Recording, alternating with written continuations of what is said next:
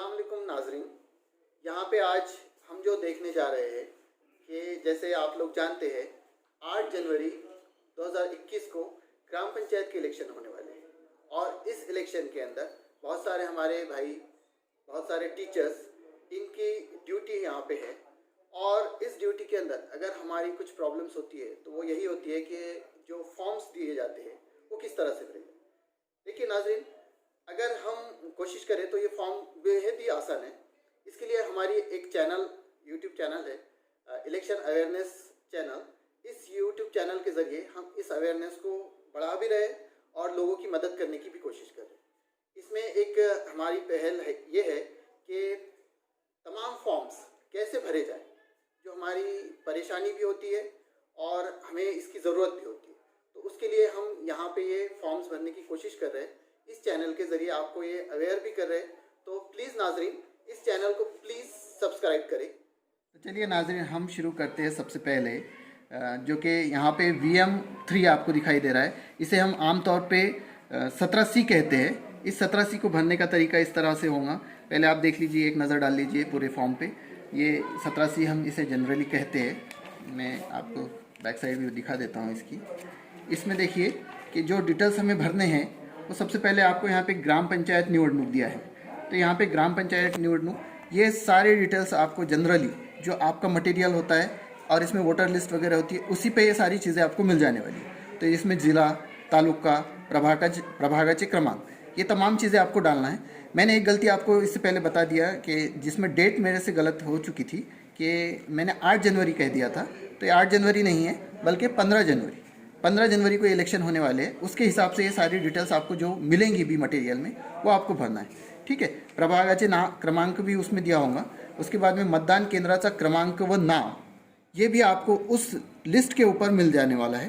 Control यूनिटचा क्रमांक, अब यहाँ से शुरुआत होती है कि कंट्रोल यूनिट, जिसे हम CU भी कहते हैं, इस CU के ऊपर आपको एक नंबर दिखाई देगा। उस नंबर को आपको यहाँ पे भरना होगा इस जगह पर, कंट्रोल यूनिटचा क्रमांक। तो वो नंबर आपको यहाँ पे बोल्ड लेटर्स में भर देना है। उसके बाद में मतदान केंद्रावर वापरलेल्या बॅलेटिंग युनिटची संख्या, जिसके अंदर BU बैलेट यूनिट, अगर ये बैलेट यूनिट 1 या 1 से ज़्यादा है तो आपको यहाँ पे उतने फिगर यहाँ पे डालना है। जैसे अगर 1 है तो आप 1 लिखेंगे, 2 है तो फिर आपको 2 लिखना है।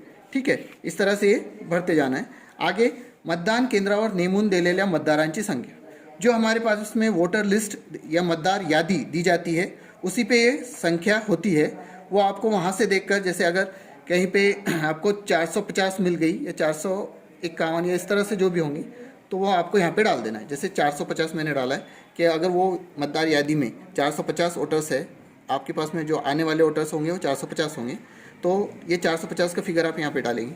इसके बाद में मतदार नोंदवहीत नोंद झालेल्या एकूण मतदारांची संख्या, यहाँ पे देखिए नाजरीन, यहाँ पे VM1 आया है। तो कंफ्यूज होने की कोई ज़रूरत नहीं है। जनरली आमतौर पे जो लोग इसे जानते हैं वो 17A के तौर पे इसे जानते हैं कि 17A, जिसके अंदर हम वोटर्स, जो भी वोटर्स हमारे पास में आते हैं, उनकी साइन हम यहाँ पे लेते हैं और उसका जो नंबर वगैरह या जो ID होता है, वो सारी चीज़ डिटेल्स उसमें डालनी होती है। तो वो उसके अंदर जितने वोटर्स ने अपनी साइन की है या उनका हमने उन्हें मेंशन किया है, उन्हें नोट किया है, उतना फिगर यहाँ पे आएगा। जैसे टोटल हमारे पास में 450 थे, लेकिन हमारे पास 17A के अंदर अगर सिर्फ 350 लोगों ने ही वोट किया है तो वो फिगर यहाँ पे आ जाएगा।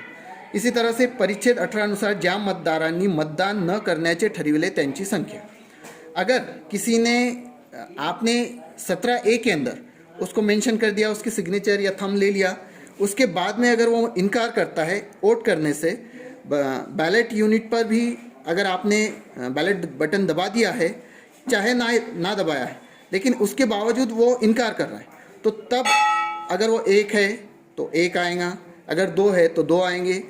ठीक है, इस तरह से यहाँ पे आपको फिगर कर देना है।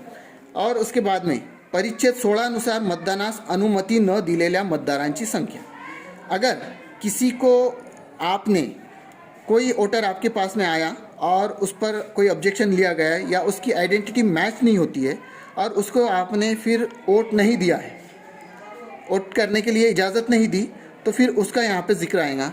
जैसे एक यहाँ पे मैं लिख रहा हूँ कि एक वोटर मेरे पास में आया और उसने जो है तो उसकी आइडेंटिटी मैच नहीं हो सकी या कुछ उस पर ऑब्जेक्शन लिया गया, ठीक है, कि वोटर लिस्ट 17A में भी उसका नाम आ गया था, साइन वगैरह उसने कर दिया था और उसके बाद में उस पर ऑब्जेक्शन लिया गया आइडेंटिटी की वजह से, और इसलिए फिर उसे वोट करने से मतलब रोका गया प्रिसाइडिंग ऑफिसर की तरफ से, तो फिर यहाँ पे उसका जिक्र आएगा। अगर वो वैसे वोटर्स 1 है 2 है जितने भी है तो वो यहाँ पे आ जाएंगे। उसके बाद में मतदान यंत्रामध्ये नोंदविल्या गेलेल्या एकूण मतदारांची संख्या, यहाँ पे मशीन के अंदर जो टोटल हमारा फाइनल हो जाता है, पूरा इलेक्शन ख़त्म हो जाता है, मशीन हम जब क्लोज करने वाले हैं उसके पहले हम एक बार टोटल चेक करते हैं, वो टोटल यहाँ पे आएगा। जैसे जनरली तो ये होता है कि हमारे ये वोट जिसमें मतदान न करण्याचे ठरविले और अनुमति न दिले गेलेले, तो ये जनरली 0-0 होते हैं, निरंक होते हैं, और ये जितना फिगर होता है उतना का उतना फिगर हमारे मशीन के अंदर भी होता है, तो 350 का 350 जनरली आता है। लेकिन यहाँ पे क्या हुआ कि यहाँ पे 2 लोगों को हमने मना कर दिया, तो यहाँ पे ये थोड़ा टोटल कम हो जाएगा, जैसे ये 348 हो जाएंगे, ठीक है। इस तरह से मतदान यंत्रामध्ये नोंदविल्या गेलेल्या एकूण मतदाराची संख्या फिर 348। इसी तरह से वरील अनुक्रमांक 5 मध्ये दाखवलेल्या गेलेल्या एकूण मतांची संख्या,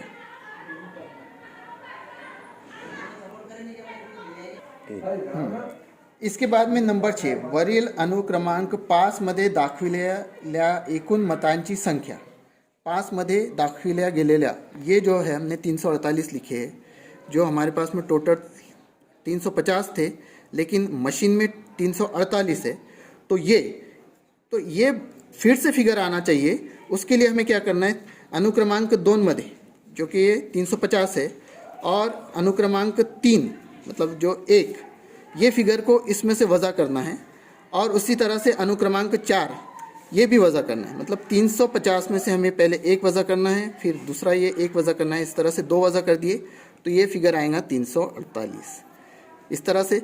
और ये चेक करना है हमें कि ये वाला फिगर जो टोटल मशीन पे है और उसी तरह से ये वाला फिगर, ये दोनों मैच होने चाहिए। इसके बाद में आगे देखते, अगर इसमें फ़र्क आता है तो कहीं ना कहीं हमसे कुछ भूल हो रही, ये भी समझ लेने की ज़रूरत है।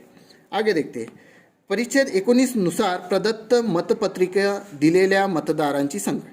अगर किसी को हमने प्रदत्त मतपत्रिका से हमने वोट करवाए हैं, जिस तरह से अगर कोई वोटर आकर वोट कर देता है चला जाता है और फिर दूसरा वोटर उसी नाम पे आता है लेकिन अपनी आइडेंटिटी साबित करता है कि वो वही वोटर है, तो फिर उसका वोट हमें मशीन में नहीं लेना है, बल्कि उसे हमें क्या देना है, प्रदत्त मतपत्रिका देना है। और यहाँ पे अगर ऐसे वोटर्स आते हैं तो उनकी यहाँ पे फिगर आएगा, जैसे अगर 1 आया 1, 2 आते हैं 2, ठीक है, या अगर निरंक होता है, कोई नहीं आता है तो हम निरंक लिखेंगे। उसके बाद में प्रदत्त मतपत्रिकांची संख्या, ये प्रदत्त मतपत्रिकांची संख्या कितनी वो हमें यहाँ पे लिखना है।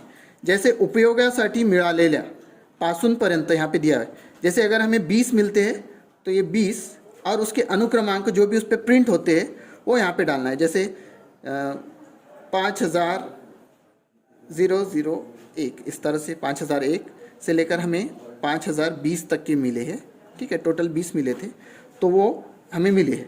उसके बाद में मतदारांना दिलेल्या, जो हमने मतदार, अब हमारे पास में 1 आया था इसलिए हमने दिए कितने होंगे, 1 दिए, और ये यहाँ पे 1 आएगा। और ये कौन से नंबर की है, तो ये 5001 से लेकर, अब 1 ही है इसलिए 5001 तक। उसके बाद उपयोगात न आणलेल्या व परत केलेल्या, अगर 1 देने के बाद में कोई हमारे पास में दूसरा ऐसा वोटर ही नहीं आया जिसे हमें प्रदत्त मतपत्रिका देने की ज़रूरत पड़ी, तो फिर बचे हुए 19 हमें रिटर्न करना है। यहाँ पे 19 आ जाएंगे और इसका जो फिगर आएगा 5002 से लेकर 5020 तक, इस तरह से ये 19 टोटल हम रिटर्न करने वाले। उसके बाद में कागदी मोहरांचा, जिसे पेपर सील हम बोलते हैं, उसका हिसाब भी हमें देना है। ये कागदी मोहरा या पेपर सील जो सील करने के लिए हम इस्तेमाल करते हैं, इस पर एक नंबर भी होता है और हम मतदान प्रतिनिधियों की सिग्नेचर्स भी लेते हैं, उसी का हिसाब यहाँ पे आपको देना है, जिसके अंदर पुरवल्या गेलेल्या कागदी मोहरांचे हिशेब, मतलब अब यहाँ पे इनका अनुक्रमांक क्या है ये यहाँ पे पूछा गया आपसे कि जो आपको दिए गए पुरवले गेलेल्या जो दिए गए हैं उसके कहाँ से कहाँ तक। तो जैसे अगर 32,201 यहाँ से लेकर आपको ये दिए गए थे 3, ठीक है, तो 32,203 तक आपको मिले हैं, ठीक है। उसके बाद में एकूण पुरवलेल्या कागदी मोहरांची संख्या, मतलब ये जो दिए गए आपको फिर से वही 3 फिगर यहाँ पे आ जाएगा, कहाँ से कहाँ तक। फिर से आपको लिख देना है यहाँ पे 32,201 से लेकर 32,203 तक आपको मिली। उसके बाद में उपयोगात आणलेल्या कागदी मोहरांची संख्या। अब एक चीज़ ये हो जाती है कि बहुत सारे हमारे भाई ऐसे होते हैं कि जो डर जाते हैं कि भाई एक फट गई तो अब कैसे इसका हिसाब क्या करेंगे और क्या होगा। तो कोई इतने डरने वाली बात नहीं है, इसमें हो जाता है कभी कभी। तो अगर आपने इस्तेमाल किए, एक तो मशीन को लग जाने वाली है, अगर मशीन को लगाते वक्त ये फट जाती है तो यहाँ पे 1 के बजाय 2 हो जाएगा। अगर दूसरी भी फट गई है, नुकसान उसे पहुँचता है, सही से हमें लगाना है तो वो यहाँ पे 3 हो सकते हैं। लेकिन जनरली हम बहुत ही एहतियात से इसे लगाते हैं, इसलिए यहाँ पे 1 का ही हम इस्तेमाल करते हैं, इसलिए ये 1 फिगर यहाँ पे आ जाएगी। उसके बाद इसका जो नंबर है वो आपको यहाँ पे देना है जो इस्तेमाल हमने किए। अगर आपने 2 इस्तेमाल किए होंगे तो दोनों के नंबर अलग आएंगे। जैसे अगर आपने 2 इस्तेमाल किए तो इस तरह से हो जाएगा कि 32,201 से लेकर 32,202 अगर आपने 2 इस्तेमाल किए, लेकिन आपने जबकि 1 ही इस्तेमाल किया है, इसलिए 32,201 से लेकर 32,201 तक, ठीक है। ये फिगर सेम रहेगा क्योंकि आपने 1 ही इस्तेमाल किए। इसके बाद में आगे देखते हैं न वापरलेल्या कागदी मोहरांची संख्या, कि जिसके अंदर आपने जो इस्तेमाल नहीं की। अब आपको टोटल 3 मिले थे, यहाँ पे 3 मिले थे, आपने 1 इस्तेमाल की, इसका मतलब आपने 2 को इस्तेमाल नहीं किया, वो आपको रिटर्न करना है। अब वो 2 आपने यहाँ पे लिख दिए और ये कहाँ से कहाँ तक है, तो जाहिर सी बात है 32,201 आपने यूज़ कर डाले। उसके बाद में 32,202 से 32,203 तक आपके पास में बच गए, ये आपको रिटर्न करना है। जे निवडणूक निर्णय अधिकाऱ्यास परत केले, तो ये भी आपकी यही होने चाहिए जो आप रिटर्न करने वाले हैं, वही यहाँ पे दोहरा देना है। 202 से लेकर 32,203 तक। फिर अगर आप किसी कागदी मोहर को, मतलब पेपर सील को अगर आप फाड़ देते हैं, आपके हाथ से नुकसान हो जाता है, तो तब उसे यहाँ पे लिख देना है अगर होता है तो, और अगर नहीं होता है तो फिर निरंक यहाँ पे आपको लिख देना है।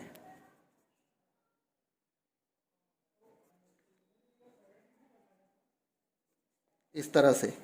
उसके बाद में यहाँ पे मतदान प्रतिनिधींच्या स्वाक्षऱ्या, ये जो हमारे पास में पोलिंग एजेंट्स होते हैं, वो एजेंट जो कि मतदान जितने भी उम्मीदवार हैं उनके जो एजेंट हमारे बूथ पे मुकर्रर होते हैं, जो सुबह में हमारे पास में आके फॉर्म्स भी भर लेते हैं, उस पर तमाम चीज़ें वो फॉर्मेलिटी पूरी कर लेते हैं, जितनी भी प्रोसीजर उसकी होती है, वो तमाम चीज़ें पूरी हो जाने के बाद में उनके यहाँ पे नाम और उनकी सिग्नेचर्स आप ले लें। अगर 3 है 4 है जितने भी है तो 7 तक के आपको नंबर दिए हुए, 7 भी आप ले सकते हैं। लेकिन एक उम्मीदवार का एक ही यहाँ पे मतदान प्रतिनिधि होना चाहिए, इसका ध्यान रखिए, और उनके सिग्नेचर्स यहाँ पे आप ले लें। उसके बाद में जो तारीख है यहाँ पे जाहिर सी बात है कि हमारा जो इलेक्शन है 15 जनवरी का है, तो 15/1/2021, और जो भी जिस भी पोलिंग बूथ पे जहाँ पे आपको दिया गया है पोलिंग बूथ, वहाँ का ये नाम आ जाएगा उस गांव का, उस जगह का। और फिर मतदान केंद्र अध्यक्षाची सही, यहाँ पे सिग्नेचर आएंगी, जो भी आपकी सिग्नेचर, जो भी पीआरओ है उसकी सिग्नेचर आएंगी। और उसके बाद में मतदान केंद्र का क्रमांक, जो कि आपको वोटर लिस्ट पे भी दिया जाता है, और तमाम आप जानते ही है कि मटेरियल के साथ में अक्सर से होता ही है, तो वो नंबर यहाँ पे आ जाएगा। इस तरह से ये आपको 17C भरकर कंप्लीट करना है, ठीक है नाजरीन। इस तरह के और भी वीडियोस अभी आने वाले हैं, तो उसके लिए आप इस चैनल को सब्सक्राइब कर लें। तमाम फॉर्म्स और तमाम चीज़ों को हम इस चैनल के ज़रिए बताने वाले हैं कि कैसे फॉर्म्स फिलअप किए जाए, ताकि तमाम जो असातिज़ हैं उनको तकलीफ़ ना हो, परेशानी ना हो, और वो बहुत ही खुशी खुशी इस काम को अंजाम दें, ठीक है। Thank you very much.